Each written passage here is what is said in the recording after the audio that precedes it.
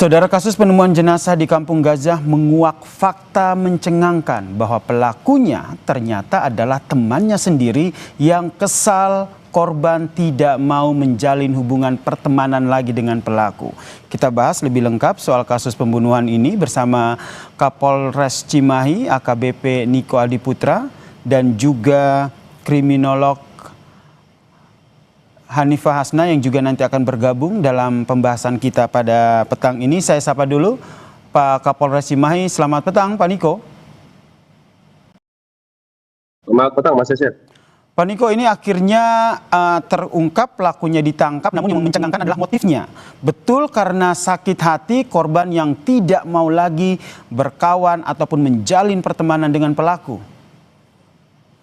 Ya betul, jadi perlu kami sampaikan bahwasanya motif yang akhirnya menjadi alasan dari pelaku, si eksekutor YA ini yang mana akhirnya mengajak tersangka lainnya atau pelaku AP ini adalah memang karena sakit hati. Sakit hati di saat korban ZA memutus pertemanan, sehingga dia menyampaikan sudah tidak perlu lagi menghubungi dan tidak perlu lagi untuk berteman, sehingga alasan itulah yang membuat akhirnya pelaku menjadi sakit hati dan akhirnya memutuskan untuk berangkat menuju ke Bandung dengan niatan memang untuk menghabisi nyawa si korban. Demikian.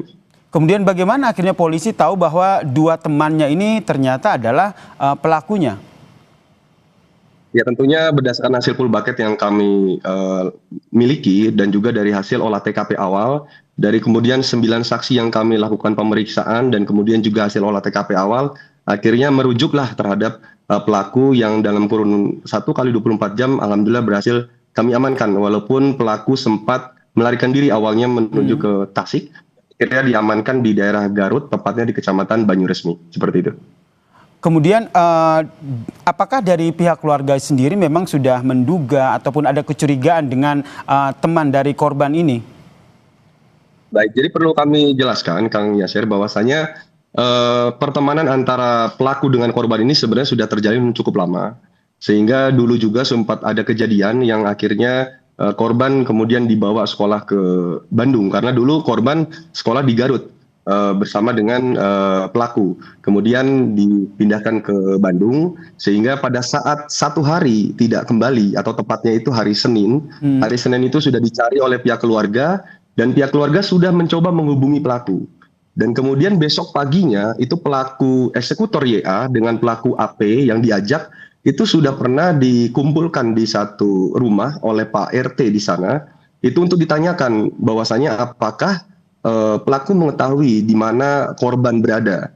Kemudian dengan membuat alibi bahwa dia tidak tahu. Dan di saat itulah pada saat pelaku sudah menguasai HP milik korban, dia membuat alibi seolah-olah korban itu masih hidup dengan melakukan chat ke beberapa temannya, disampaikan bahwa kurang lebihnya adalah saya diculik, saya tidak tahu ada di mana, bisa minta tolong untuk bantuan uang dan sebagainya, sehingga dia ingin memunculkan alibi bahwa seolah-olah korban itu masih hidup, seperti itu. Itu adalah modus operandinya terkait dengan diputus pertemanan, pelaku akhirnya membunuh temannya sendiri yang merupakan siswa SMP. Kita masih akan membahas soal ini, Pak Niko, jangan beranjak dulu karena nanti usai jeda kami juga akan memperbincangkannya dengan kriminolog yang akan bergabung bersama kami di Kompas Petang. Tetaplah bersama kami di Kompas TV.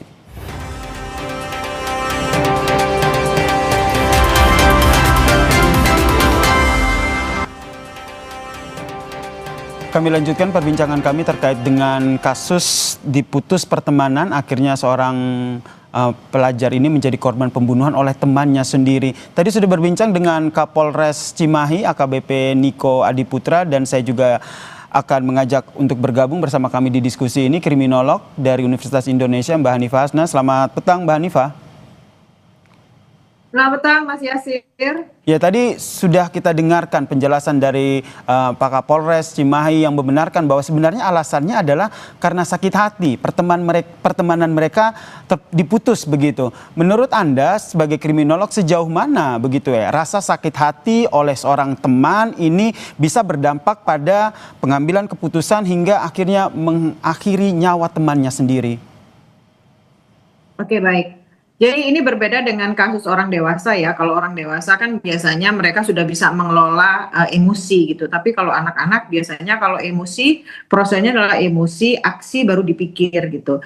Karena di dalam otaknya secara neurologis sebetulnya otak bagian depan yaitu tempat mengambil keputusan dan melihat konsekuensi itu masih belum berkembang optimal karena optimalnya di usia 21 sampai 25 tahun.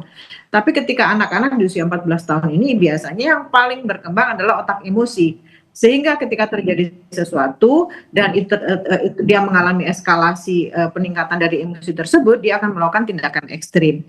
Nah, anak-anak itu kenapa hanya diputuskan pertemanan saja bisa melakukan hal ini? Mungkin kalau orang dewasa kita bisa mengatakan diputus pertemanan saja. Tapi bagi remaja, teman itu adalah citra diri, teman itu adalah penerimaan, teman itu adalah menunjukkan bahwa dia itu berfungsi dalam kelompok sosial. Nah, ketika dia dihilangkan dalam pertemanan itu, maka yang terjadi adalah bentuk penolakan, rasa tidak berharga, dan ini menjadi sesuatu yang sangat-sangat berat bagi remaja. Nah, oleh sebab itu biasanya mereka ada fase mengunyah itu mengunyah emosi atau fase ruminasi namanya. Fase ruminasi itu merasa bahwa kok aku diperlakukan seperti ini ya, apa yang harus aku lakukan? Ketika dia melalui fase ruminasi ini, akhirnya ada fase yang disebut dengan moral justifikasi, yang menganggap bahwa kalau aku membalas dendam itu bukan sesuatu yang salah karena dia juga mengawali hal ini dengan membuat aku tidak nyaman. Demikian. Baik, berarti memang pengaruh dari kondisi umur dari pelaku ya, yang ternyata memang masih remaja begitu, ada 16 tahun dan juga 17 tahun. Saya ke Pak Kapolres, ini apa pendampingan ataupun proses hukum, maksud saya proses hukum yang akhirnya diterapkan pada dua pelaku ini akan seperti apa? Ya, yang pertama tentunya kami sampaikan ke Mas Yasir bahwasanya untuk penerapannya, karena ini adalah anak berhadapan dengan hukum, tentunya ya terkait dengan masalah hukum acaranya kita menggunakan hukum acara anak. Hal-hal lain ya tidak ada yang berbeda. Untuk perkenan pasal juga kita akan kenakan pasal seperti pasal 80 ayat 3 untuk Undang-Undang Perlindungan Anak dan juga pasal 459 dari Undang-Undang Nomor 1 tahun 2023 tentang pembunuhan berencana. Jadi perlu kami sampaikan bahwasanya ada beberapa kejadian juga di Garut yang memang menunjukkan bentuk impulsif daripada si pelaku. Contohnya, bila mana si korban ini slow respon untuk membalas chat, maka si pelaku ini sangat begitu kesalnya sampai ada kejadian dia memukul. Dia memukul si korban itu sendiri, sehingga hal tersebut diketahui oleh pihak keluarga korban. Akhirnya kemudian dibicarakan. Nah, itu beberapa kejadian yang akhirnya kalau kita bilang mungkin emosinya begitu meledak bila mana ada hal yang menurut dia ada yang kurang pas. Seperti itu mungkin, Mas. Berarti ini yang juga akan digali oleh pelaku ya, terkait dengan sebenarnya latar belakang dari akhirnya pelaku melakukan tindakan ini, termasuk dari melihat kondisi psikis dari pelaku, Pak Kapolres? Ya, kalau seperti itu tentunya akan kita lakukan karena ini baru 1x24 jam kita lakukan upaya diamankan. Tentunya beberapa dengan pendampingan maupun pengecekan terkait dengan masalah psikis akan kita lakukan nanti berturut-turut ke depannya sesuai dengan kalender untuk proses penyidikan yang akan kita laksanakan ke depan nanti. Seperti itu. Mbak Hanifa, kalau Mbak Hanifa melihat sebenarnya ini bukan sesuatu yang muncul tiba-tiba begitu rasa sakit hati ini, tapi memang sebelumnya juga pernah ada kronologi kejadian antara pelaku dan juga korban. Anda membacanya ini betul mereka berkawan atau lebih kepada ada si pelaku yang lebih mendominasi terhadap korban? Ya, baik, bisa jadi demikian Mas, karena sebetulnya kejahatan yang dilakukan oleh seseorang pun oleh anak-anak itu sebetulnya bukan hasil dari kemarahan satu malam, tapi ini melalui proses panjang. Jadi kemarahan laten yang membuat seseorang melakukan eskalasi dari kemarahannya tadi itu. Ditambah lagi dengan kondisi psikologisnya yang kurang matang. Sebetulnya segala macam kejahatan itu karena yang pertama, karena tekanan tinggi, tekanan hidup yang tinggi. Tekanan hidup itu dari mana? Dari penerimaan tadi, dari penolakan dan lain-lain. Kemudian kontrol diri yang kurang.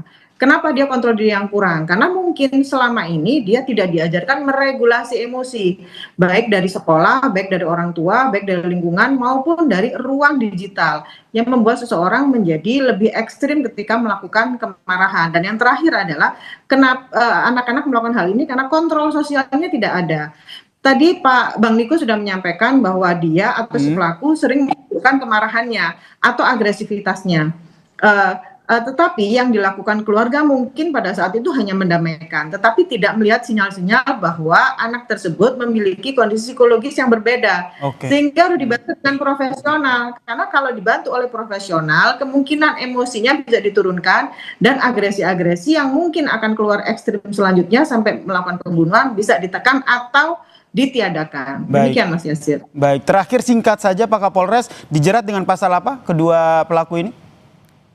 Baik, kami kenakan terkait dengan pasal 40 ayat 3 Undang-Undang Nomor 35 Tahun 2014 terkait dengan perlindungan anak, junto pasal 459 dan juga 458 Undang-Undang Nomor 1 Tahun 2023 terkait dengan KUHP, pembunuhan berencana yang mana ancamannya adalah pidana mati atau pidana penjara seumur hidup atau pidana penjara 20 tahun, seperti itu. Baik, tentu saja kita berharap kasus ini jadi pelajaran bersama untuk kita semua. Terima kasih Kapolres Cimahi AKBP Niko Adiputra dan juga kriminolog UI Hanifah Hasna telah bergabung bersama kami di Kompas Petang. Salam sehat semuanya.